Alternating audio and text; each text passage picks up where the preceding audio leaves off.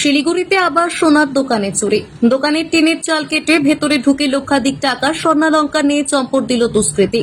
ঘটনাটি ঘটেছে শিলিগুড়ি থানার টিউমল পাড়া এলাকায়।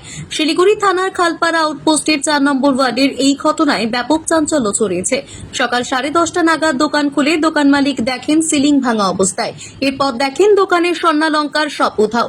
তিনি তড়িঘড়ি খবর দেন শিলিগুড়ি থানার পুলিশকে। ঘটনাস্থলে ছুটে আসে শিলিগুড়ি থানার পুলিশ। ঘটনাস্থলে আসেন এসিপি পদমর্যাদার অফিসার এবং খালপাড়া পুলিশ ফাঁড়ির ওসি। সোনার দোকান থেকে সোনার অলংকারের পাশাপাশি রূপোর অলংকার এবং নগদ টাকা চুরি গিয়েছে। সিসিটিভি ফুটেজে দুষ্কৃতীকে দেখা যাচ্ছে সিলিং কেটে দোকানে ঢুকতে। পুলিশ সিসিটিভি ফুটেজ সংগ্রহ করে দুষ্কৃতী খুঁজে তল্লাশি শুরু করেছে। এখন তো কি বলা যাবে, বুঝতে পারছি না কি বলবো। ডেলি একদিন পর দেখতেছি সোনা দোকান বাড়ি ঘর সব জায়গায় তো কিছু না কিছু হয়েই যাচ্ছে। আমরা নিরাপত্তা চাচ্ছি আর কি। ইনার তো সবসময় দেখি আসা যাওয়া করেনি, ওটার মধ্যে কি করে হয়ে যাচ্ছে, এটা তো মেন রোড। কি বলবো আর। প্রদীপ প্রসাদ। তানিয়া সরকারের রিপোর্ট, পাহাড়িয়া টাইমস।